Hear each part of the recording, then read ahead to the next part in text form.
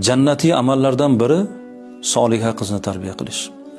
3 ta qizni tarbiya qilgan kimga jannat? Otaga jannat.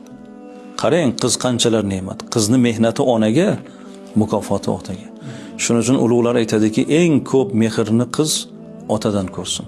Dunyoda nima yaxshi so'z bo'lsa azizlar, qizingizni sha'niga gapiring. Meni qizim dunyoda eng chiroyli qiz deng. Meni qizim dunyoda eng aqlli qiz deng. Dunyoda eng dono qiz meni qizim deng. Oy qizim, gul qizim deb qizlarimizga yuksak mehr taftini beradigan ota bo'lish kerak.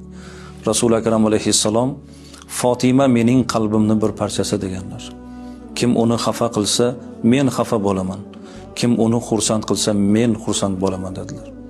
E'tibor bering, payg'ambarning xursandchiligi qizini xursandchiligiga bog'liq ekan. Payg'ambarning xafachiligi qizini xafachiligiga bog'liq ekan. Qizi borgan joyda yaxshi yursa, ota yaxshi yuradi. Qizi borgan joyda notinch bo'lsa, ota notinch bo'ladi. Jannatga bizni olib kiradigan amallardan biri soliha qiz tarbiya qilish. Payg'ambar alayhissalomga yaqin qiladigan, shu dunyoni o'zida bizni sharafimiz, oxiratda esa darajotimiz bo'lgan qizlarimiz eng munosib joyga kelin bo'lsin, uzatgan qizlarimiz ham baxt topsin.